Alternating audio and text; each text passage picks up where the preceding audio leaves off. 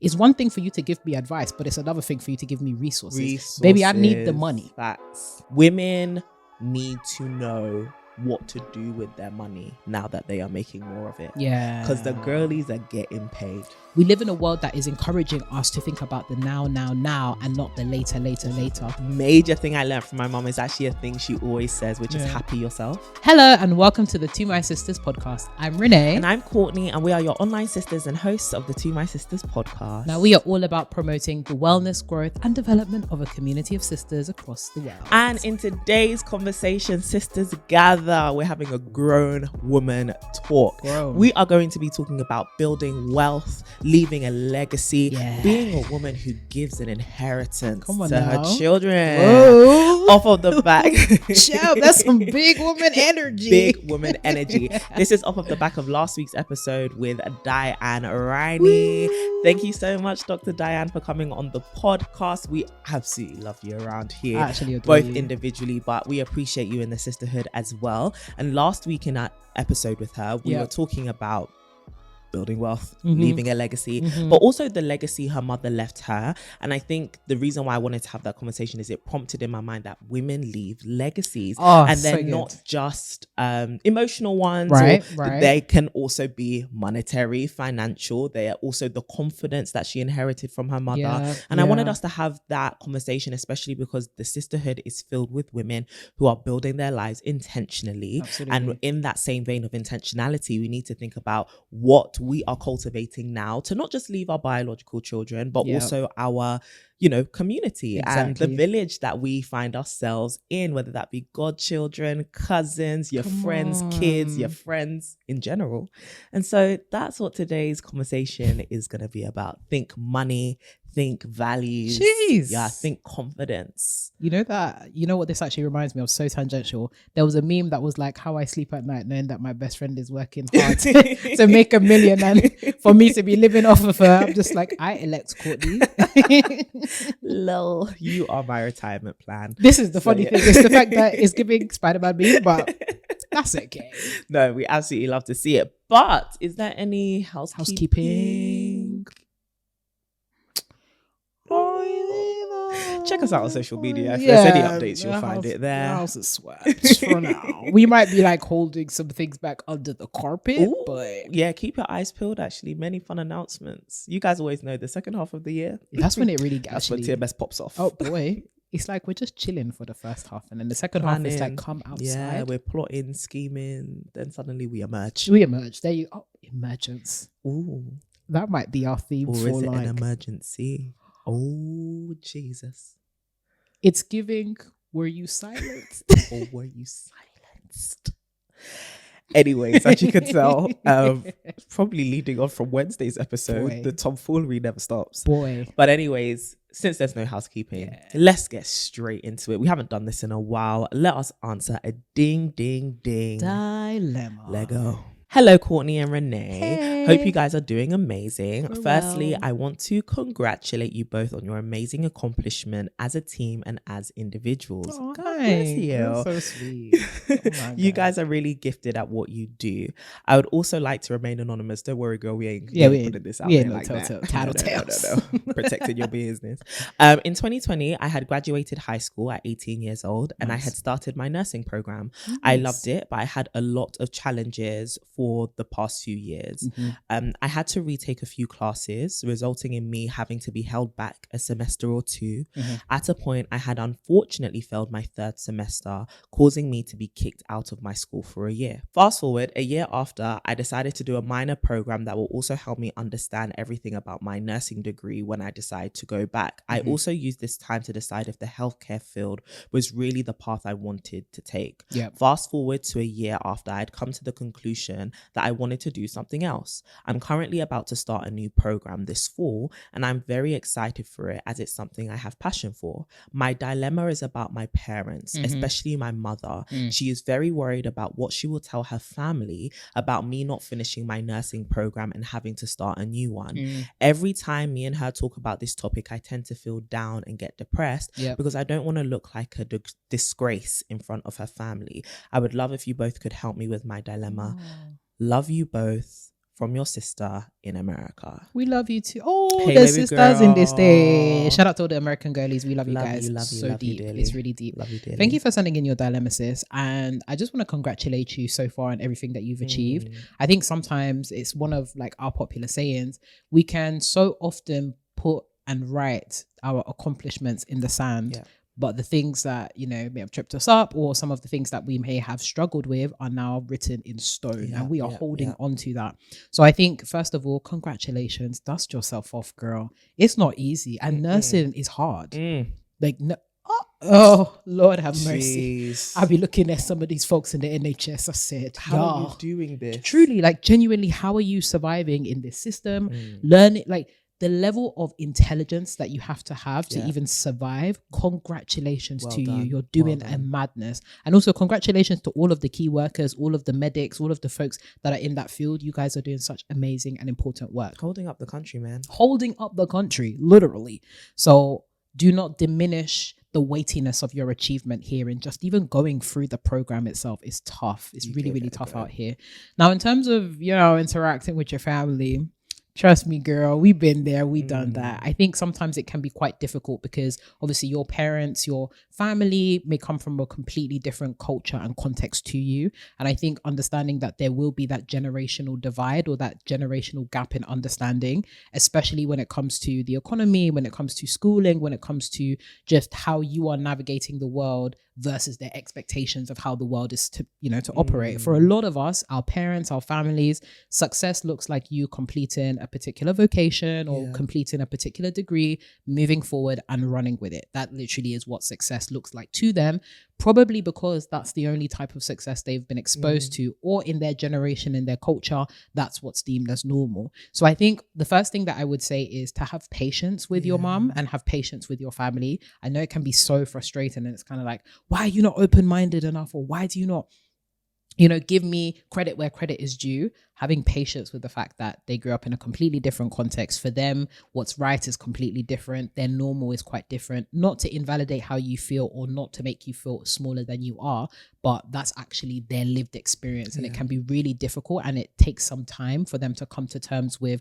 alternatives or come to terms with the reality of something, especially when it's a bit more removed from what they're used to in their generation. So I would say don't be discouraged by the fact that there is that worry. And I think also try to assume the best of intentions as well. I think whilst there is the honor element, I think for a lot of us, and for those of us that are parents, it really is just about making sure that your kid is okay and actually has the best proceeds or best prospects in the world, right? So actually, at least especially where your mum is concerned, I'm sure she wants the best for you as her daughter. So giving her that element of grace and understanding, okay, maybe it may not be channeled in the right way or the way that you want it to be channeled, but understanding that there is that intention, and actually giving her that space as well to express that she genuinely cares for you. And as much as there is the honor element, there is also the genuine, I want my daughter to do well in this world. Absolutely. So have patience. And I would also say, in terms of your expectations, meeting your mum where she is. So it may mean that you have to have multiple conversations with your mum or multiple conversations with your family. And I'd encourage you to take it at your own pace. I don't want you to feel like you are constantly in your own, you're constantly having to explain yourself or validate yourself or constantly having to get, you know, win people over. But I do think there is something around actually filling in your family on the fuller context, not just around like career, but also how difficult this thing is for you and actually how challenging it is. It may be that they may actually be able to offer you a bit of support, whether it be emotional support, financial support, wherever they are, currently at. Opening up, depending on obviously how comfortable you feel, but opening up a little bit more so that your family, or at least your immediate family, know, okay, this is actually what I've been struggling with this particular course, and this is the reason why I'm going to have to, you know, do extra electives or, you know, start a course again, like really bringing them in on the journey. Because I think sometimes when you are only given a bit of a bit of information around somebody's particular career path or life decisions, it can kind of feel a little bit like there's pieces missing. So I think that really is an opportunity for you to almost build a bridge between you and your family.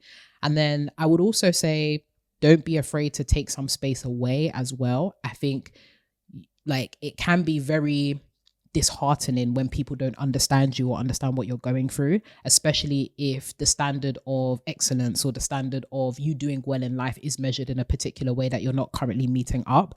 And I think, again, it's really important for you to protect yourself, protect your mental health, protect your happiness and your peace. So I think making sure that you take some time away to affirm yourself of the reasons why you're doing this, and also making sure that you do have people around you to really affirm you as well, like speaking to your friends or folks that may be on your course, or people within your community that are a little bit more, I don't want to say sharp, but people that are more hip to what you're going through, or like immediately around you that are able to give you that counsel and that support. So really leaning on them in this time whilst you are going through the process of trying to inform your family and trying to, you know, interact with your family in this way. And then last, if it does not, you know, work out, girl, you just had it. Sometimes you just got to swallow it and keep it moving. You just gotta, it's gonna work in the end. Listen, for obviously I love my family to bits, but when I decided that I wanted to go and study history at university, they were looking at me like, is everything okay? Like, what's past is past, you know what I'm saying? You digging up dead folk, like, what you doing? Live in the future, you know what I'm saying? And I think sometimes you have to make peace. Do you know, going and telling your African parents you're going to study history at uni is actually... You know, I wanted to be an archaeologist. I remember going to parents' evening. Yeah, I went to parents' evening and they asked me in front of my dad, like, oh, what do you want to be? I said, I want to be an archaeologist. My dad said, with dead people? Not you wanting to be Indiana Jones. People, yo, it was like bringing up these spirits and stuff. But anyway, sometimes you have to go ahead and people will catch up with you. Yeah. So even if things don't work out immediately, it's having faith that in the long term, things will pan out. And sometimes it is about grafting in this season to make sure that you are prepped and set for the next season. Yeah. So that's what I would say. That's very good advice. And I completely resonate with this feeling of I'm struggling with something, but everyone in their eyes, this is the best thing to do. This is something that they approve of. And I think something you need to confront. And it does often happen around that age of like your late teens, your early 20s, is how much do you seek approval over your happiness? And I think what you've discovered is you've actually found a course that you are passionate about, that makes you happy. And you're realizing that the stress of nursing is not worth it to you. And I think this is a pivotal point for you to decide. Are you going to live in the shadow of your family's expectations and allowing that to really burden you? Or are you going to carve out your own path and be free, even if it may feel like you are alone? And I know that feeling like you're going against the grain of your family can be very uncomfortable. But I think what's more uncomfortable is doing something that you don't actually like and doing something which you incredibly struggle with. So I think at this particular junction, you've made the right choice for yourself. And the struggle you're having of, well, my mum may see me or may have to portray me as a disgrace of the family is really just about branding and messaging. Who cares about what your external family have to say about this situation? Really and truly, this is a pivot. This is a pivot. I have found a course that I'm very passionate about that's going to make me money in the future, and I will figure it out. It's that simple. You can't come and kill yourself to study something you're not going to do well at. Right. What do they want you to do? Continue to do this nursing degree, which it doesn't even sound like they'll let you. You're going to continue pursuing this nursing degree and fail every year. What will actually make you a quote unquote disgrace, and this isn't to shame anyone, is continuously failing something, right? Failure after failure after failure. Clearly, God is showing you this is not your path of success, baby. And it's different if you have an innate desire to make this like the thing you're pursuing. Like, no, I know I'm called to this space.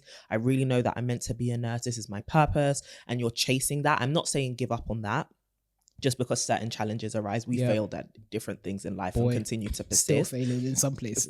But let it be a signal to you that, one, I don't even like this. I'm not passionate about this. I don't think this is my purpose. Two, it's even the resistance is a lot. Yeah. Just keep the path dead. And I think explaining that to your family of like, I still want to make everyone proud. I want to make myself proud. And I know I can do it by doing this. And last comes to last, if they don't support that, go on the road less traveled and they will catch up. As you said, everyone loves a success story. They do. At some point in 10 years, when you're making your big bucks or you're living in your flourishing life and you're happy and you're prospering, your family's going to be like, oh my gosh, we're so proud of you. That I'm proud of you, you wanted to hear 10 years ago and were willing to sacrifice your entire future and happiness for, it will catch up with you in the future.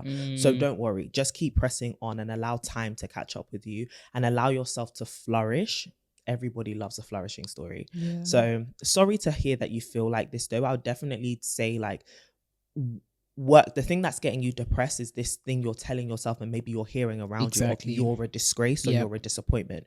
You are not. People go through things all the time and fail. They try things. I remember when not to put her business out there, but she's already said this on the podcast, my sister went to uni to study something else, got into a really amazing uni at in London, and she really wanted to study midwifery or like nursing or something in the medical field, and everyone was telling her no, despite the fact both my parents are nurses. Wow. Very interesting situation. Everyone was telling her no, and she ended up, you know, going with this fancy uni, this really, you know, fancy humanity, artsy fancy, you know, humanities course. Did it for a year, did really well at it, but then after a year decided she hates it and decided to start over with midwifery. And originally there were conversations around, now I'm a year behind my peers, now people, you know, are gonna be thinking, why didn't you just go and do this in the first place? 3 years later, the girl's about to graduate and she is flourishing. Do you get what I mean? So sometimes these are just seasons of sadness, and the only way to really overcome them and exit them is to choose to rewrite the story and tell yourself that this taught me something.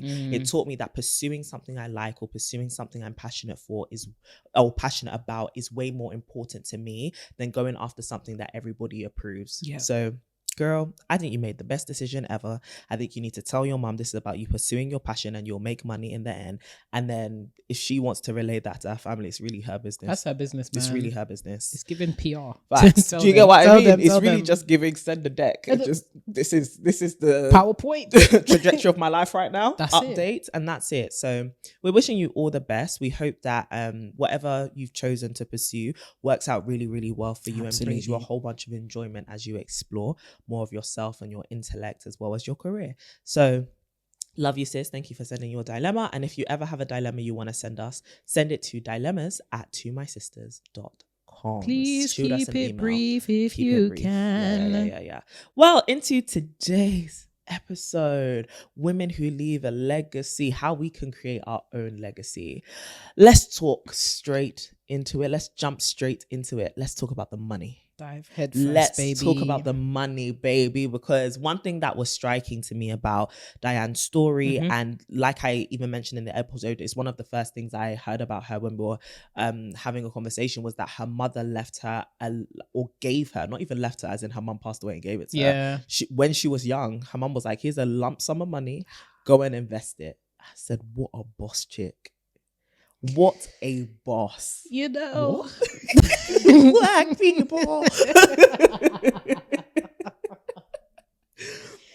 Fourscore many years ago. My gosh. Literally. And it made me think, even right now with the thing that's happening with LeBron James. With his son, and like the conversations around like nepotism and his son needs to like grind it out. I think a lot of us are used to these conversations within culture, especially depending on the demographic you're coming from, which are, you need to hustle your way from the bottom, just like I had to. And one of the things that was such a shining example of her story to me was that her mum was like, no, I've already done the grinding and I'm gonna give you a leg up, like stand on my shoulders. And I think it warrants a conversation for women around building wealth, because to have enough money to give to your child, and this wasn't money that had been handed to her, she had grafted to make that money. And so it's just like, to then hand that over to your daughter and be like, I think 18, 19, and be like, go and buy a house. I said, first of all, what did your mom know about money that we did not? She knew something, because think about the era. Think about the era. Part. The fact that she was making that much money. I said, Auntie Diane, your mama, Grandmommy Diane. Her name was Caroline. Grandmommy, Grandma, you know, Mammy, Caroline. Jesus Christ. Help us all. She knew something about money that we did. Do you know what? I absolutely love the conversation. And shout out to Auntie Diane. She's actually such a babe. Amazing. Love her 10 million times. She's probably even going to listen to this. Oh my God.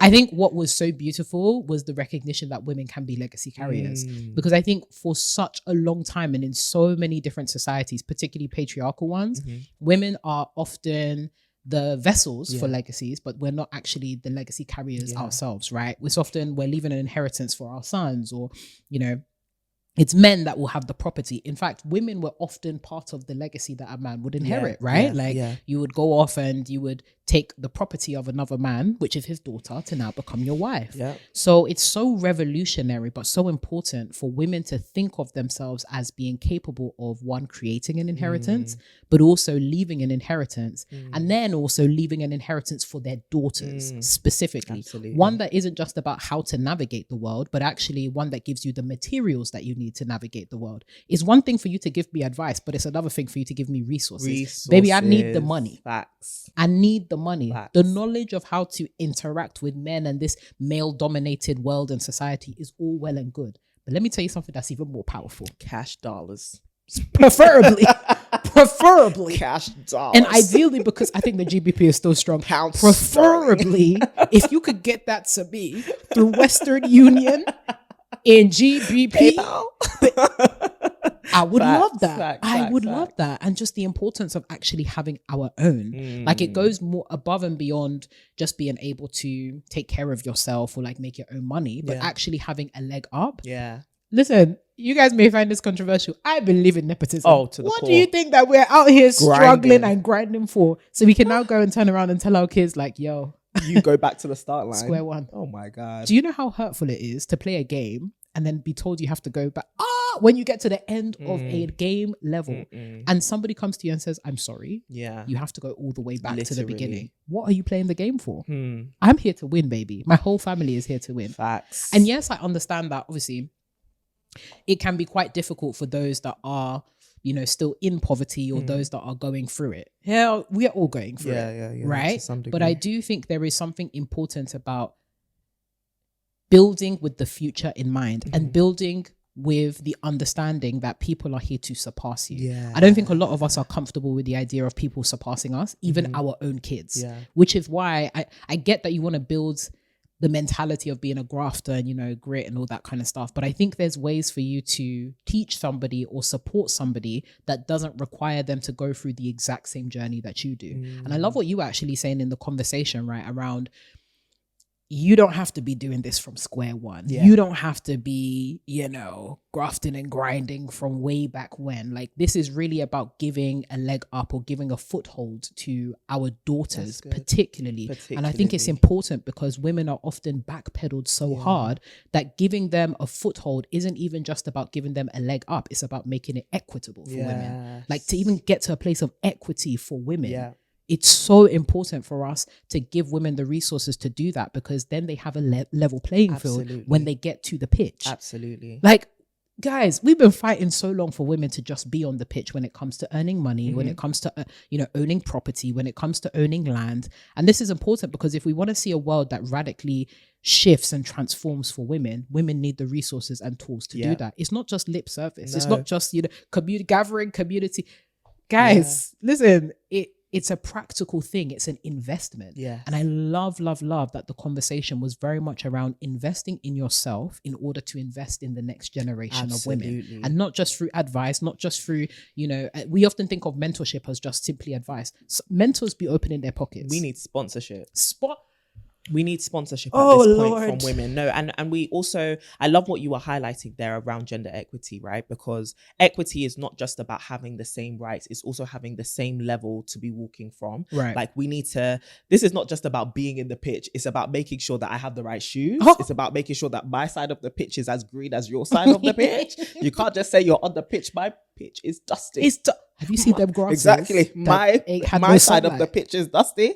I want the same kind of pitch as you. And I think that requires a whole bunch of, like you said, resources and infrastructure around things that are handed down, sometimes even subliminally, right? Yes. It's cultural, it's education, it's knowing how to, once you get this bag of money, what do you do with it, right? Like, all of it is around like financial education. And I think for a lot of women, if you didn't receive this from your mother, which a lot of us did not because our mothers were trash. This is not an episode trashing our mommies. They gave us what they could. They gave us the best of what they had as well. And all of us have hopefully leveled up from the generation before us. But there is something about the generation we're in now with maybe some of you work corporate jobs and you've gotten a certain level of education, which maybe your parent before you did not, you have an access to a certain amount of money. And the question now is, what do you do with it? Right? Yeah. And when you are building, you have to build with legacy in mind. Now that we have the ability to go to work and have accounts, which a lot of women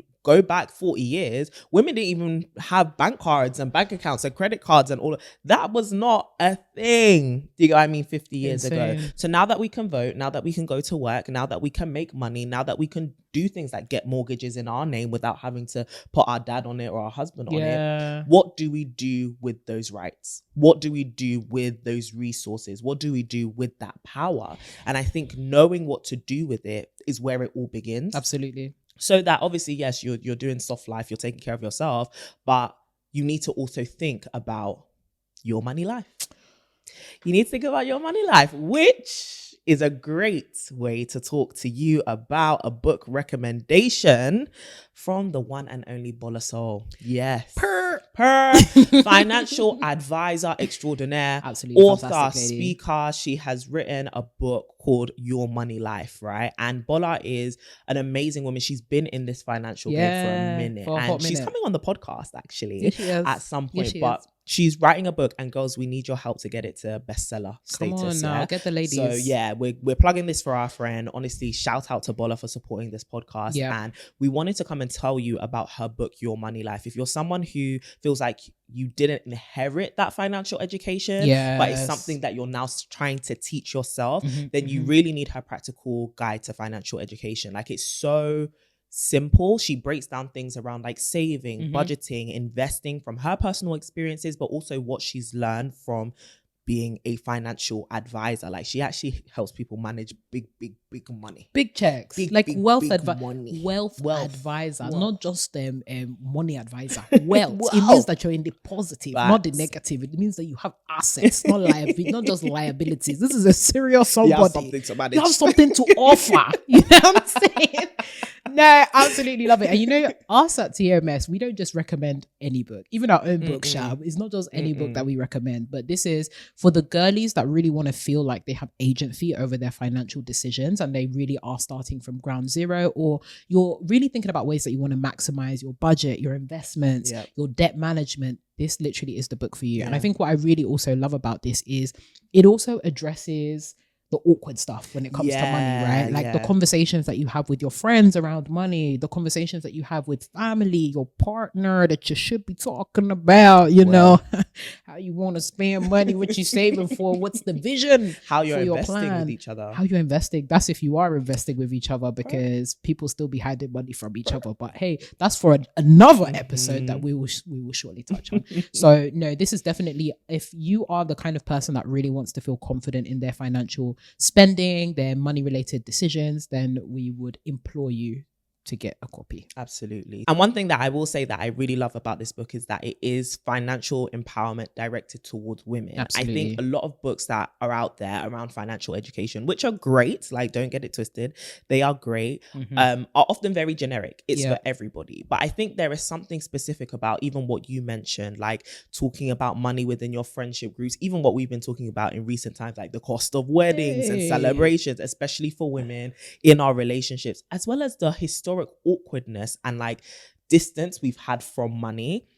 I feel like women have a few layers that need to be broken through in terms of financial education before we get to that investment piece. For example, like we talk about our relationship with capitalism. Oftentimes, the way we are taught to manage money revolves around solving our own insecurities versus building the future that we actually want, right? Exactly. So it's, you know, spend your money on makeup and clothes and stuff because that will make you feel better. You have to break through all of that, like all of that consumerism, all of that, you know, using your money to kind of soothe your self-care, you know, all of that stuff, awkwardness you feel about talking about money because women don't really talk about money like that. Like all of these things you need to break through before you can talk to women about how to use your money well. Absolutely. And so I really love that it's coming from that angle. And so I really think we should support Bola and her book, Your Money Life. The link is in the description. Let's go. Tap on it. buy it, gift it, buy it. There we go, to somebody as well. Let's get to a bestseller, and check out Bola as well, because we're integrating more women into the sisterhood, more people into the community. And now we have a wealth advisor, guys. And like we said, she's going to be on the podcast soon. Right. So if you want to actually ask Bola some questions, put them in the comments, because she's not here every day. Trust me, she's got things to do. I make money. So if you want to talk about money, if you want to talk about your money life, like, it's a huge part of our lives, then drop a question and we'll ask it to her when she comes around. Women need to know what to do with their money now that they are making more of it. Yeah. Because the girlies are getting paid. We getting paid. The girls are getting legally. Hallelujah. So now that we're getting paid, the question is, like, for you, have you ever thought about like an inheritance you want to leave your children, revolving more around like wealth? And I guess we can actually broaden it out, because wealth is so much more than just money, but obviously the cash matters. So how do you kind of frame in your mind this idea of leaving a legacy, an inheritance? That's a great question. For your kids. That is such a great question. No worries. I think look at you, just in your own. No worries. Don't worry about it. I knew that was good. Yeah, she's so funny. I think for me, it's really understanding what assets I want to leave for my kids. Facts. I want my kids to do better than me, and not just my kids, but also the people within my community that I would see as like my younger sisters, or people point blank period, that may outlive me. Yeah. Funnily enough, super tangential, guys, but me and our friends have had this conversation about living together in a commune when we're like 90. And how long we would want to live for. And me personally, I'm not even a little bit. Me personally, like, long life is nice, but there might be a cap to it, and that's okay. But we'll talk about that at another point.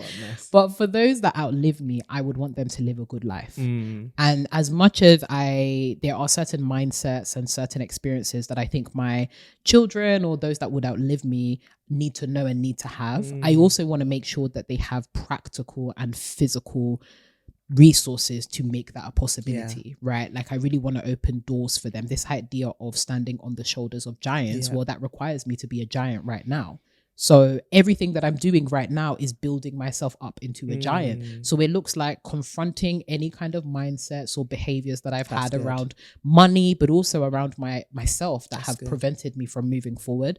I think one person that I really, really enjoy listening to and hearing from is Lamide Elizabeth. Yeah, she's amazing. Guys, she did this video where she was talking about like consumerism and the fact that we are letting our spending habits control us, and we are allowing social media to dictate what are our wants and our likes and dislikes and whatnot. And I was like, that is so eye-opening, because part of leaving an inheritance, part of leaving a legacy is understanding the agency that you have to do that, and also making sure that you remove everything that is taking away from that agency, and understanding that we are operating in a broader system, structure, etc., that really does not want us to be wealthy, does not want us to be healthy, does not want us to be happy, because capitalism actually thrives on us being subpar. That is literally the name of the game. Unfortunately, that's just where we're at. Facts. So in order to go against the grain, you need to be hip to that. So that means I have to confront things in myself that are preventing me from being healthy, wealthy, and happy. I have had very toxic relationships with money. Back in the day, child. I like me. Big mess up. So for me, for example, I grew up in an environment where, we didn't necessarily we weren't super wealthy or anything like that, right? Your typical run-of-the-mill working class black family. Do you know what I mean? So there were certain items or certain things that I would covet when I was younger, because they were symbols of you being affluent or rich or whatnot. Back in the days when we were younger, it was making sure that you had the kickers with the colored laces to show that your parents had money. Speak on it. Some of you stole, but that's okay. Or, having the little Just Do It bags because they were cool, even though they were wildly impractical. And then as we've gotten older, we're seeing all of these trends morph and change, not realizing that it's literally just feeding in that inherent need that we have to feed our ego and feed our validation, not realizing that we are chipping away from the inheritance that we would leave other people. Absolutely. I'm out here, listen, I love me my little avocado and bread. Even when Diane was mentioning about, you know, the Costa and the cup of coffee, I was like, baby, I like that. I like me a little coffee. And it's not to say that you shouldn't have those things, but it's about understanding, okay, to what extent can I have those things if my bigger goal and my bigger vision is to, I want to leave X amount of money for my kids moving forward, right? So it's making sure that you actually have an understanding of the bigger picture and you've captured what is your vision for not just yourself, because I think sometimes our vision stops at ourselves, right? When I get to this amount of money, I'm making 6 figures, I've got this in my investments, etc. It stops there. But it's about making sure that we as women go further. What do we want for our daughters? What do we want for our kids? I want my kids to be able to listen, first of all, I don't want my kids to be paying my funeral bills. That's why if you don't have life insurance, I implore you. Get it. I implore. The younger you are, the cheaper it is. So, you know, just take out a little, it can be a little £5 a month, something. You know, it's making those commitments of, okay, I don't want this to be the case, or I don't want this to be the reality for the people that will outlive me. How do I create a life that makes sure that I'm actively investing in that? Or, for example, you know, I want my kids to inherit a house. That means I need to buy a house that I own, which means I need to make enough money to... You get what I'm saying? And educate myself on that process too. Educate myself on that process. I also don't want my kids to have any carryover debt. That means me, myself, I can't carry any debt. I need to, if there's any debt, borrowed student finance, but that dies with you. So it is well, to God be the glory, because SFE, aka 419. That thing that you guys are doing there, it's a crime. It's criminal behavior. It's becoming harassment. HMRC should come and find you, but guess what? I bet HMRC are in cahoots with you too. Absolutely. Absolutely. The government has a stake in that. The government has a stake. In fact, I think they are the funders. They are the funders. I often wonder, do you know what? So tangential. I'm just like, when I die, there are certain truths about the world that God has to highlight to me immediately as soon as I go up. Because... child, and that's one of the questions I have. HMRC, what's going on in the operations behind that? But yeah, it is crafting out a vision for your successors and being intentional in doing so, because I think that is the most beautiful and loving thing that you can do in a world that is actively trying to tear down our families, actively trying to tear down our sense of self, happiness, well-being. We live in a world that is encouraging us to think about the now, and not the later. We are constantly having messages reinforced around instant gratification. What can I get for myself? What can I do for myself right now? When sometimes the best thing that you can do for yourself and for your future is to say no to the right now. I was listening to a sermon by Timothy Keller very recently. Love this guy. God rest his soul. Actually rest his soul. Rest in peace, man. And he was talking about Sorry. No. As in, he's profound. And he was talking about the importance of understanding the difference between the urgent and the important. What is urgent is not always the most important thing. But because we haven't outlined what is the most important thing to us, when we're faced with the urgent, we don't have any kind of weapons of warfare. You need to outline for yourself as a woman, what is important when it comes to my money? What is important when it comes to my resources, my legacy? What is important when it comes to me as an individual? Because once you have that, any decision, any experience that you come up against, any temptation that comes up against that is talking about, oh, this is urgent, I need to do this, I need to do that, or any kind of whatever comes your way, you will know what's important and you will know how to act accordingly. So it really is, for me, investing in myself is making sure I have a long-term view and a clear view of the important, so that I can make the right decisions when the urgent comes. That's so good. And it means sometimes I've had to make sacrifices. Like, guys, I don't got it like that. Like, I was also listening to a talk by Sharma Dean Reed. Absolutely, also love her. Fantastic babe. Like, inside and out. Babe. And she was talking about, with all of her successes and achievements, she said, the most powerful thing that I know about myself today is that I haven't arrived. And I said, if you can say with everything that you have done that you haven't arrived, whoa. No. And there was something that you said as well, that, obviously you can tell I love the podcast episode. There was something that you said so beautifully about the fact that there's so much pressure to have arrived so young. And understanding that when we are building legacy, that takes time. And earning our stripes is actually acknowledging the fact that, yes, we need to take the advice from mentors. Yes, we need to do things over a long period of time sometimes to be able to reap the fruits. And I think it is important for us as women to get into that long-term sustainable thinking. Yes. Many of us may have come out of poverty. Many of us may have come out of situations where we've had to act urgently. Many of us may have come out of survival mode. In order for us to thrive, we have to get out of survival mode. We have to be thinking with the end in mind. We have to be thinking with our successors in mind. So it really looks like cultivating that discipline. It looks like, you know, sometimes there will be some parties that will come up that I'm sorry, I can't attend. I can't attend. With what I have outlisted as important, I cannot attend because I can't afford it. Big facts. And even having the humility to say that, you know, and the self-awareness to say, look, I'm trying to save up for this. I'm trying to build legacy. It means that I'm going to have to forfeit something. Yeah. So unfortunately this month, may not have that. Yeah. Yeah. May not have that. If there's one thing that I have learned, especially in the last like couple of years or so, it is okay to say no to the right now, no to the urgent, but yes to the important and yes to the long term. Absolutely. So yeah, I've spoken a bit. No, that was spot on. And I think my journey has been very similar. My thinking is very similar in that you have to decide what is important to me. And you have to have that kind of lifetime view of, okay, I know I'm a young babe now, but I won't always be, right? So then there's also the financial education and literacy you need to have to even take care of your future self, let alone your future children or your future family. So I love that you mentioned things like funeral costs, but there's other things like pension and critical illness care, and what happens if, God forbid, I need to stop working a bit before I anticipate.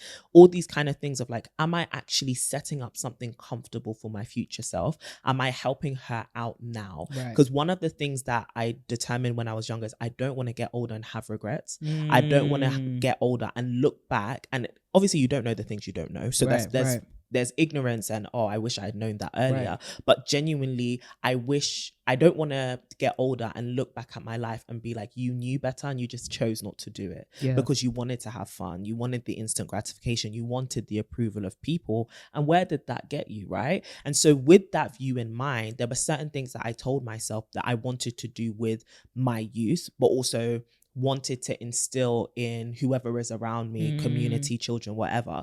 One of which was I wanted to enjoy my 20s.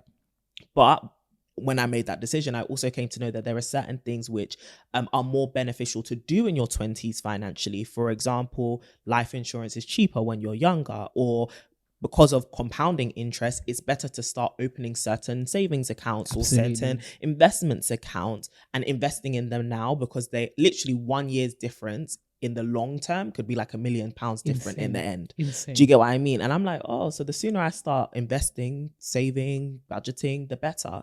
And so I think for any person listening who may be thinking, I do come from a background of poverty, or I do come from a background that was working class, very humble, and I've never really enjoyed my life.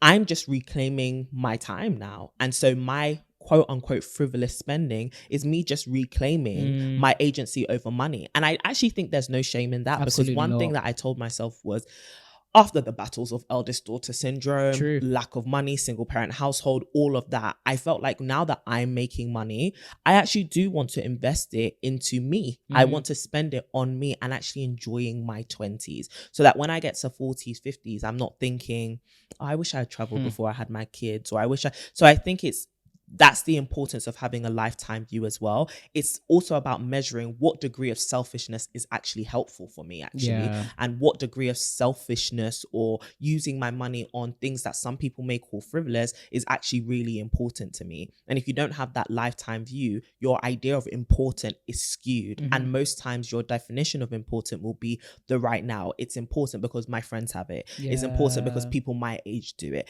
But is it going to be important to you in 25, 30 years? If 50-year-old Courtney doesn't look back and say it was important for Courtney to go traveling, then me going traveling was a squandered pursuit.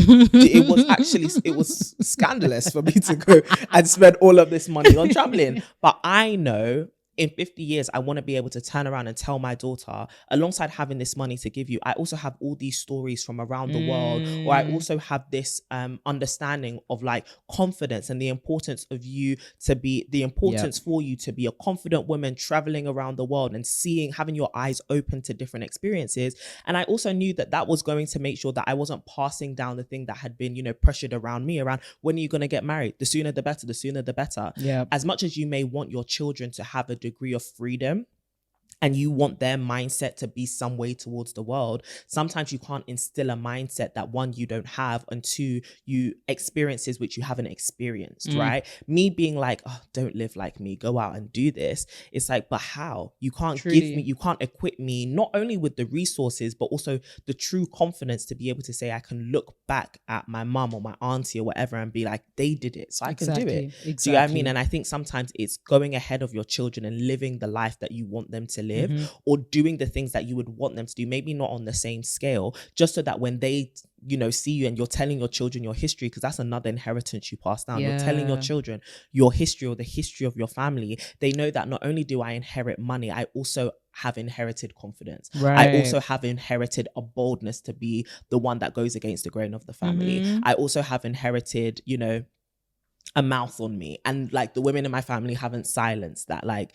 I think that also brought me to a conversation I wanted to have around what legacy do you feel like your mum has left you? Like, what, obviously our mums are still alive by the grace of God, but like, what do you think you've also inherited from your mum? Wow. Because we've harped a lot about the finances as well, but I think even if your mum hasn't given you like a lump sum of money, our mums are awesome. Fantastic, like, our mums are really, really awesome. And I don't want this to be a case of, I want to do for my children what my parents couldn't do for me. Because I think our parents did for us the best that they could with what they had. The majority of us, some of us had bad parents. You know, that's another episode about familial trauma. You should go and check it out. Maybe whilst you're checking it out, you should also go to therapy. How about some BetterHelp? I know some of you guys don't like BetterHelp, but it's something that only some people can afford. That's what some people can only afford. So what is the inheritance that you've gained from your mom and her legacy and who she is? Auntie Carol. What have I gained from my madre? I think the first thing is a heart for God. Like, a heart for God. There is nobody that I know on this earth that can outpray my mother. There is not and it's funny because now we are having conversations in our friendship groups like, wow, we're really turning into those praying aunties that really, you know, as me and my household, we serve the Lord. And actually seeing that example of the diligence and the importance of actually having faith, and how faith can enable you to overcome a whole multitude of issues that you may have, whether within your family or just in the world, has been so necessary. Especially when I feel like the older you get, the more you realize that this life we're living is spiritual. This thing that you think we're doing in the natural, listen, it's supernatural. I implore you, if you are listening, every sound subjected to my voice right now. No, I'm joking. But the importance of having something that cannot shake in the midst of things that are being shaken, I cannot. My faith has been the rock and the anchor in my life in the most testing times. And I don't know and I don't understand how people are operating in this life to its fullest extent without having faith. My relationship with God, and I can't say that it hasn't been without its challenges, but the one thing that it has really given me a sense of purpose. Good. It has given me understanding. It has given me a peace at times when in the natural, everything is just, the chaos is chaosing. Just everything is shaking. Even when internally I am going through it, being able to have something that won't fail and the example of something that won't fail, man. So if there's one legacy that I think my mum left, it is the importance of shining my eyes to Jesus. Come on, somebody. Okay. Shine your eyes to Jesus and pray and actually have a relationship with your creator, because that is the thing that will carry you. Absolutely. Even when you can't walk, your relationship with Jesus is what will carry you. So that was a very strong legacy that my mum left for me. I think also the heart to serve. My mom, oh my goodness, I wrote about one of the stories in the To My Sisters book, which you should get if you haven't already gotten. I think it's quite embarrassing. Put it in your basket alongside Bolla's book. Alongside Bolla, oh my gosh, you're giving holistic development of the women and the sisters. It's so true. A starter pack. A starter pack for 2. In fact, 2 for 2. Get 2 of our book and 2 of Bolla's book and give it to your sister. That girl, her life will change. There we go. She'll be a better friend, but she'll also be a richer friend. So it's a win-win. A win is a win. But yeah, having a heart of service for people, because I think that it's easy for you to grow cold in today's society. And we think that the way for us to move forward in life is to do things alone. But my mother taught me that you cannot. She was the first person to teach me that you couldn't do this alone. Yeah. She is the first person that I knew that was out here. She is constantly, I don't know if you guys can relate to this, but my mom, her phone is popping off. The WhatsApps be WhatsApping, the aunties in the group chat is still popping. And I'm like, wow, like the heart of service that you have, that people still call you at this time, at this age, you know, offloading their problems, but also having people that you can offload problems to is so beautiful, and serving your way to the top. There were so many doors that opened for my mom because of her service. Not just her service to the Lord, that was, you know, her first service, but also serving other people and the importance of being able to do that and loving people. The legacy of love that my mom really, really showed, even when people, you know, may trample you on the back. Like, my mom's been through a lot. I sometimes look at that lady, I'm like, I would have ops. Personally, I would have some serious ops. You a better woman than me, because heads are rolling. Call me Henry VIII. Get them out of here. As you can see, the Lord is still working on me. But, you know, I don't play about that woman, you know. When people, some people that should be my mom's ops are my ops. So I see them, I'm like, yo, we're not boys. Don't think that just because my mom is like, I don't like you. I don't like you. I really don't. And you should stop. But anyways, the heart of service. And then I think it lends itself well to having community. My mom was the original Viva Hall party babe. Come on. She is the person that will still be out here cooking for my friends, like baby showers and parties and whatnot. She is still the person that's out here, you know, kikiing with her friends at X o'clock. She is still the person that will gather her bag and shoe and still be going to all of the conferences with her friends. And having community, boy, having that example of somebody that knows how to build community, but also how to maintain it over the ages. Because there's so many women or individuals that I've interacted with, and seeing their friends depart from them, or seeing the people that are closest to them depart from them, has been so sad. But having the example of somebody that has actually been able to maintain not just like her friendships, but also her relationships to her siblings. She has a lot of siblings, but they're actually like close. She's still calling them. She'll be talking to my aunties for like an hour. She's like, oh, Renee, come and say hi to your auntie. Back in the day when I was a kid, I was like, can you stop? It's doing too much. Now I'm like, yo, auntie, what's good? Like, how are you keeping? And the importance of actually, you know, being in community with people, how that really improves your life quality, your life expectancy is so beautiful. And then I think the last thing that I will say, obviously this lady has left a whole bunch for me, but it's hard to say it all. It's hard to say it all. The last thing that I would say is being excellent. Aspiring to excellence. If there was one thing that my mom, even in the small stuff, she'd be like, make sure that you wear your earrings before you go outside. Make sure that, you know, you dress yourself well. You got to be an excellent young lady. And I was like, girl, sometimes you do too much, mama, but I get it now. But actually striving to do well in everything that I do, or well in everything that I put my hand to. My mom was and continues to be a very detail oriented person. And I can definitely say that that's something that I inherited from her. Just attention to detail, not just concerning yourself, but concerning other people. People care about the details. The details matter. Even in your kindness, being detail oriented can be the difference between a person like recoiling and spending their whole day inside and them being outside and feeling like their life matters. So being detail oriented, diligent, and actually being an excellent woman is something that I learned from my mom. I love that. That is so beautiful. But how about you, CDB? What you learn from mama? Auntie Rose. Auntie Rose, my sweetie. My fave. Honestly, my mom has instilled in me so many things, which I probably haven't even vocalized her, which I definitely need to more. But I think excellence was the first thing that came to my mind. My mom is very particular, and it's something that got on me and my sister's nerves. Like, my mom is coming to the house, why is this here? Why is this there? What is that? Let's do it like this. Like, my mom is, once you clean the dishes, you wipe the sink. Like, she's very much Ghanaian auntie coded. Very much Ghanaian auntie coded. And I actually, as I've gotten older, really appreciate that, because I think that has taught me to go above and beyond, particularly in my career. I was talking about this at a speaking engagement recently, but I think that spirit of excellence, which is you don't just do things to the standard that people expect you to, or to the standard where you can take it off and say it's done. Yep. You do it and you complete it in an excellent way. Don't start something which you can't do and finish with excellence. And I remember like seeing my mom do up the house, or constantly strive to like show us there's more to life than this. Like, yes, we don't have that much, but even what we have, let's make it better than everyone else. Let's make it better than everyone else.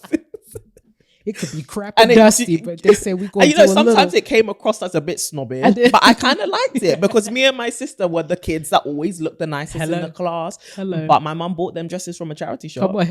She doesn't like. It was not about It was not about the amount of money, or even giving us like small. Like my mum. So it was important to give us small tastes into life. Like, as much as she didn't have that much to give us, my mom would take us out. Let's go walking in these areas. Let's go on holiday. Let's fly like business class. I don't know where she got that money from. It was points, like credit card points. She was like, my children are going to fly business class, at least once in their life. And she did it. She would buy like jam from Harrods and be like, this is the jam. We don't use this jam every day. Okay. But when you want to use it, you can use it. So that's where it becomes that little bougie taste. It's a little bougie taste. I got a little bougie taste, and I got it from my mom. And I actually like it because it was, despite the limitation, obviously my mom never spent like outside of our means, but like despite the limitation, she let us know that quality is good. Like quality is worth investing in. And I really, really appreciated that lesson, because we do live in a world where it's like, get it quickly, or have a lot versus having a good quality of something. And I definitely inherited that from my mom. I think the next major thing I learned from my mom is actually a thing she always says, which is happy yourself. You have to happy yourself. So my mom, you would walk into my mom's room and find her sitting in front of her mirror, trying on clothes in her wardrobe. Renee, where was she going? Nowhere. Stop. Nowhere. Yeah, she's just trying all her clothes in her wardrobe, posing in the mirror, looking at herself, saying, fine woman. Did we have to say or something? Because the clothes are scattered on the literally, bed. I'm like, Mommy, what are you doing? Literally. I'm just trying to close for the next 6 months, or the wedding in 2 years. Said, when is that? What? Or my mom would like compliment herself in the mirror, and it wasn't like routine affirmations or anything, but just like I remember asking her, she was like, you have to happy yourself. Even the way my mom laughs at her own jokes is giving male. But she literally, my mum will stand there and like do a stand-up comedy set just for herself. She doesn't care whether you're listening. This is for her, right? She said, if you're listening, it's cute, but this is for me. And I really appreciated that, like her constant laughter, her looking at herself in the mirror and knowing and affirming that she's a beautiful woman. And like, it was just so beautiful for me to see, because I know the hard times my mom has gone through. So then to be able to see her pick herself up in that way and be like, you know what, I'm going to make myself happy.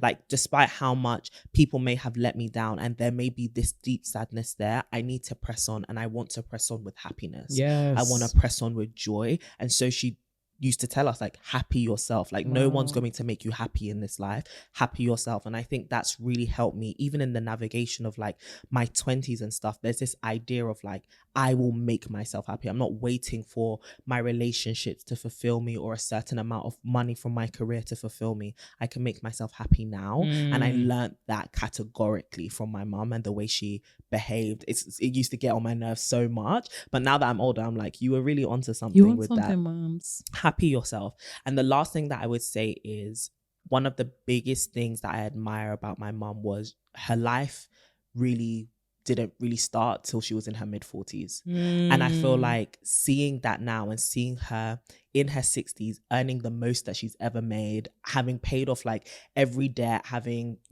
being there to assist different family members, has really reframed my mind that like that whole you arrive in your 20s or 30s stuff, it's never too late to reinvent yourself. Like, my mom went through a really that's in her early 40s was when she really separated from my dad.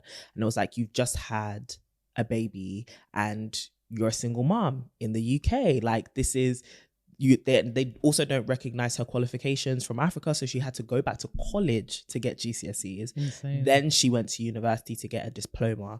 Then she became a nurse. And it's like balancing all of that stuff with 2 very young children who are in primary schools. Like, I had just started year 7 when my mom decided to go back to school.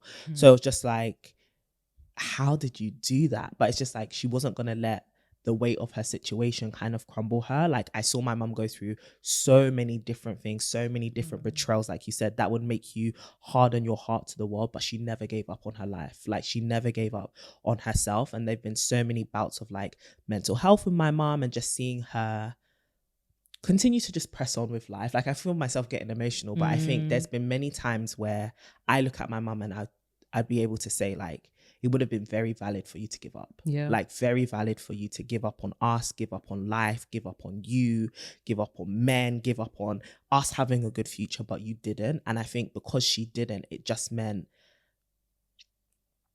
I now can live the life that I live, because like, she just decided not to give up. And I really admire that about her, because she just had every right to. Like, when I think about her story and I think about everything that she's been through, that resilience that I think people look at in me, I'm like, I just have a fraction of what my mum has.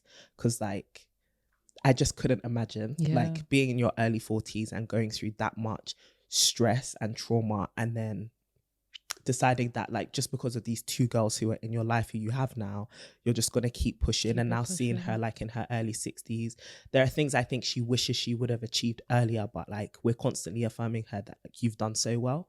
And I just want her to know that like, I just hope to continue her legacy in that way, because obviously she's old. Like, yo, she's old and she's looking real good, bro. You know, she's looking real good, but she is old, and there are certain things which is like, let's be honest, it is a bit too late. But she's like, I'm just happy that at least it can live through you guys. And it's like, thank you for not giving up, because it now means at least I have a seed of something in me. Like, my mum has properties in Ghana, and it's like, you may not have a property here, mum, but the fact that I know I can go to Ghana and live in my mum's house if I need to, run away from everything, that is such a gift. Do you get what I mean? Or my mum has set up herself where she doesn't need to rely on anybody financially. That means that I've had the freedom to YOLO for my 20s. Like, I'm going to be a content creator full time. You know, it's never been a pressure of, no, go and study this and go and work in this because you need to support this family. And I think it's small things like that that make you realize finally that the biggest thing I inherited from my mum was freedom. Like, my mum's always just allowed me to be free. She hasn't always loved my rebellious spirit.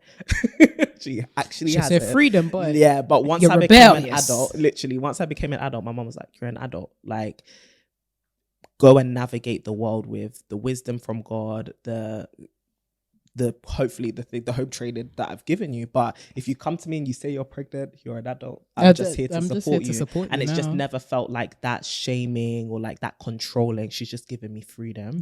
But I've always known that my mum is like a safe-ish place.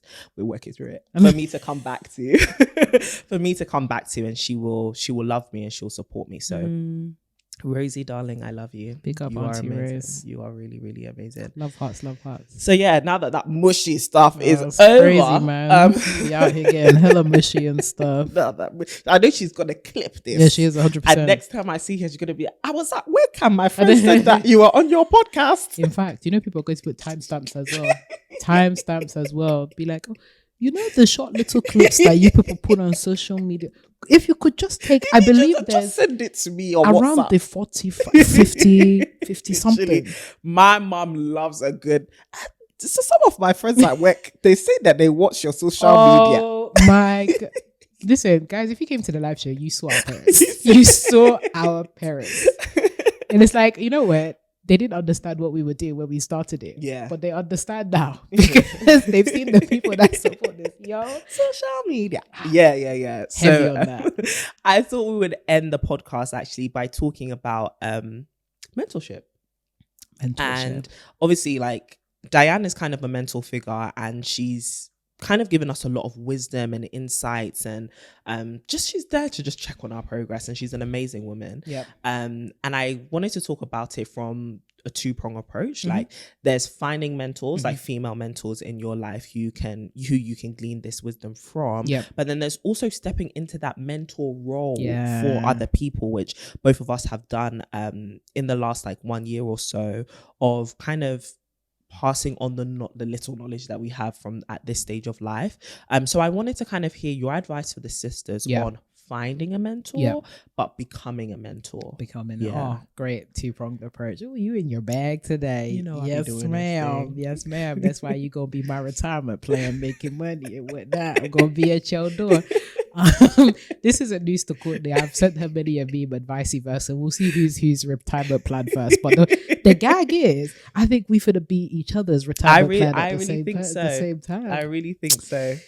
Before we even get into that, one thing that I will say is make sure that you have mentors in your friends. That's good. There is something called horizontal mentorship that I think people should really invest in as well. And I think sometimes it's that familiarity that we have with our friends, but also there is a level of we take for granted that our friends are more gifted in certain areas than we are. And there is something quite sobering, but also quite beautiful in giving your friend the authority and the opportunity to mentor you in an area that you need to be better at. So I can definitely say that Courtney has been my mentor in many a capacity. Stop. Oh, God. Stop it. You need to stop that. Oh, God. I'll send you an invoice. That's fine. It's going to come to this house.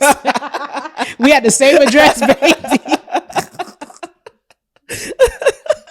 We had the same address, baby. Oh, not a problem. Very kind. That's actually so kind of you. But You're it's an amazing true. peer-to-peer mentor too. Literally, it's so much from you. That's why we better. We better people. Better people. So don't despise horizontal mentorship and take the gift rather than being jealous of what your friend has. Take the gift that they know things that you don't, or they're better and they excel at things that you don't. Don't be jealous. Okay, don't compare yourself. Sink into someone's spirit. Learn. Seriously, you'll be looking at, there'll be so many women that, I just feel jealous of this person. Or like, I can't stand. There's something about her. That's something that she has. Is there something you need, bro? There's something about her I can't stand. It's because you don't have it yet. You know? It's because you don't have it yet. Damn. What humbling do you need to do in your soul and spirit? Go to that person and say, hey, I need your tutelage in this area of my life. You know? So I think the horizontal mentorship. But in terms of finding mentors that may be, I guess, a bit, further ahead, I think it is really important to, first of all, be a person of value. You need to be a diamond in the rough. You need to actively be doing some kind of work before they invest in your work. When I think about an investor in a venture capital company, oftentimes before they invest in a company, they ask to see the accounts. What account can you give to somebody that wants to mentor you?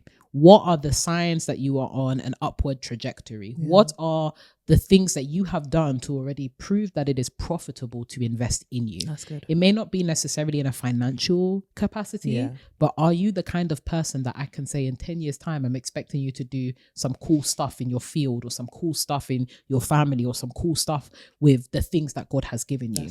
So I think making sure that you aren't going to mentors merely at seed level, but you're actually in the prospect of nurturing your seed. Because what a mentor does is they give you that leg up, or they give you that extra support, or they give you a little bit extra of what you're already doing. That nurturing. You should already be nurturing yourself to an extent before you come to a mentor.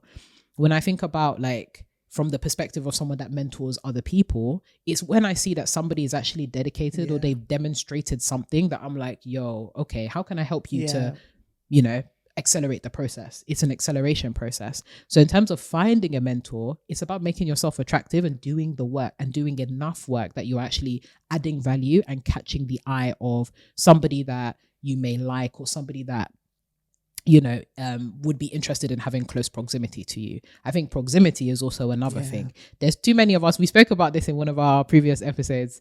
This whole online mentorship thing is cute, but it doesn't work. A mentor is somebody that has close proximity to you because it means they can check you.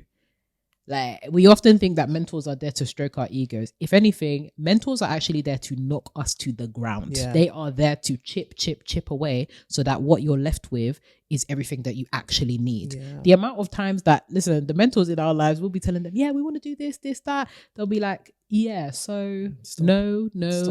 I can see that you're hiding this. I can see that you're doing this. I can see that you're the amount of times I've been checked is quite embarrassing, but it's necessary. So I think making sure that you can at least be in close proximity to the people that you desire to mentor you. Yeah. And if you're not in close proximity, then that's one of the ways that you can add value to their life, right? You can actually volunteer to serve if they're doing things that you really care about, if they're hosting events, if they're doing like really, really cool experiences. What are the ways that you can add value to them so they know that you're not just somebody that's coming to leech off of them or, you know, not steal information, but one of those people that are just here to take and never give.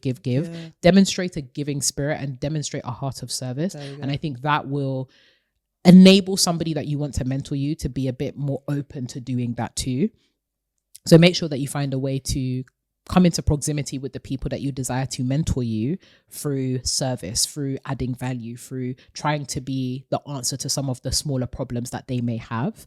I think also just generally being a kind person and a good person, like a clean-hearted person, is important. Working on your character. Your character is the biggest thing. Absolutely. I do not care about how much money you have made. Yes, that's great, but these things are fruits. I care about your character.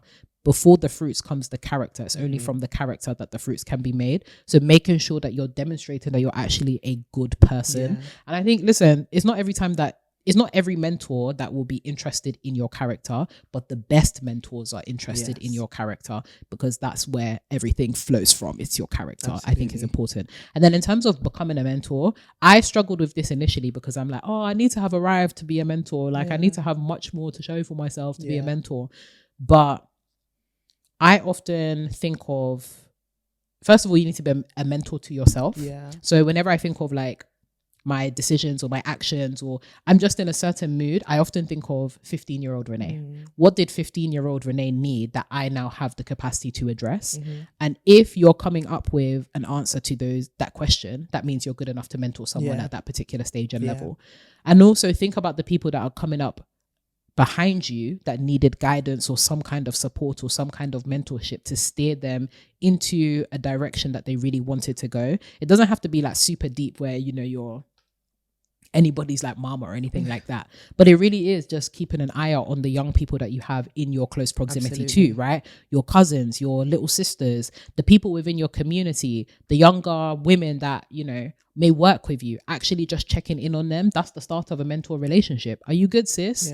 Or like, I noticed that you're behaving in this particular way, or like, oh, I noticed that you're interested in entering into this field. Is there any way that I can support you? Or even just offering like, yo, how can I help you? How can I make an introduction that will make your life easier? So actually actively checking for people that are younger than you is the greatest way to start sowing the seed of being a mentor to people, because now you're demonstrating that you're trustworthy, and you're also not doing it for any kind of gain. Like literally you're just doing it to support and help people that are coming up behind you. So making sure that you yourself, I really think that most, if not all, women should be mentoring somebody. Absolutely. Absolutely. We need it. The girls out here, they're wilding. Literally. And they're wilding because we're abdicating responsibility as mentors. Exactly. So, and I love what you were saying. I think it was in our like last episode. You can't be complaining about the upcoming generation if you have done nothing. If you have done nothing to check in or support them coming up. Maybe if you have at least one person that you're mentoring. That's my challenge for the sister today. One person that is younger than you, one person that is behind you, check in on them this week. How can you help them to get a leg up? Absolutely. So yeah, that is what I would say. I love that. No, I love that. I think in terms of looking for a mentor as well, you should definitely find somebody who has both succeeded and failed. Like you need somebody who can talk you through failures and what they learned from them, as well as successes and what they're learning from them, and how they really reoriented themselves for success as well. I think it's important to not just see your mentor as an idol, but as a person. Very good. Like they are a person who has the capabilities of failing, has history of failure, but also has a history of turning that thing around. I also think another thing is values. Do you have common values? Do you feel like this person is someone who, if you became like them, you wouldn't actually mind? If you find yourself being mentored by a crook, it's as much as you may feel I'm just here to learn how they made money. You'll become a criminal very quickly. Jail time. You'll become a criminal very quickly. So I think in realizing that you embody the values that your mentor has, especially depending on how much time you spend with them, you'll pick your mentors wisely. So definitely think about not just shared values as in currently, but even aspirational values you have. The person who you want to be, is this person walking in that? I'd also say just find somebody who is honest, like, but honest in love. I think also there's that like idea of your mentors are your tormentors. Like please, torment. What is it? Haven't you done enough? It's a lot. We don't need that. Do you get what I mean? So find somebody who will be honest with you, but will be honest in love. So it's not like they're constantly berating you. They're constantly telling you all the things you're doing wrong. Find somebody who will also champion you and will talk highly of you and will not just see themselves as lording above you, but walking alongside you in a nurturing capacity. I think in terms of becoming a mentor, you hit on everything so perfectly. I think one of the biggest realizations I've had over the last 1 year of mentoring is it takes time. It takes genuine time and genuine compassion. And as you may be a sister listening to this who may be thinking, but I don't have the time to mentor, think about what you can realistically give and what you can definitely commit to, because one thing that a mentee needs is consistency. They don't need you showing up one day and not showing up another. You need to be consistent. So even if it is, I can meet with you in person once a month, we can talk on the phone every 2 weeks, and maybe you can message me and I'll get back to you every week. That's a good like tiered system of just letting someone know this is my availability to like aggressively be dedicated to mentoring you. But you can come to my work functions or my events or whatever I'm doing with my business, or, you know, whatever. Come and help me take care of my kids around the house, and you'll be able to talk to me whilst I'm doing stuff. And I think as a mentee as well, your heart needs to be in that place of servitude and humility to be like, you know what, this person is giving me their time. Let me also find a way to make this easier by making sure they're not too distracted from what they're doing, but also I can learn with them on the job. Especially if this is a career mentor, I think on the job learning is one of the best, because you can ask questions about their expertise, which you probably wouldn't get in any other kind of mentoring session. So true. So just have a heart of service and don't be afraid to ask. If you see somebody who you feel like would be a great mentor to you, ask away. I know some of you are going to think that means email us. We may not have the capacity, but shoot us an email. A call might be on the cards, you know? So yeah, sisters, we hope that you enjoyed this episode and the last one with Dr. Diane Riney. Definitely check out the description box for all links to follow us on social media, her on social media, to buy Bola's book if you want to take your financial education seriously. Come on now. Go and check out Your Money Life. Let's get to a bestseller, guys. And you can follow at To My Sisterhood literally everywhere, guys. You know, every week we tell you the same. At To My Sisterhood on socials, and follow my amazing friend in the blue at Renee Kapuku, and me in the floral print at CD Boating. We absolutely love to see it. Sisters, if you also want glowing and growing tips, as well as a little pick-me-up for the week ahead, we love a pick-me-up. We need something to read that actually gets us in the spirit of the week. You should sign up to our weekly mailing list, www.tomysisters.com. It is literally as straight as that. Like, girlies, come on, like, don't play yourself. Simple. The girls on the mailing list know that they get first dibs on everything. So, like, come on. Let's be serious. Let's be serious and let's be guided. So guide yourself over to the newsletter. We love to see it. Well, sisters, have an amazing week. We love you to the core of us. We hope that you find the guidance you need and you also become a guide to those in need. Well, have an amazing week. Good. Thank you very much. So Woo. Have an amazing week. And as always, keep glowing and growing. Ciao.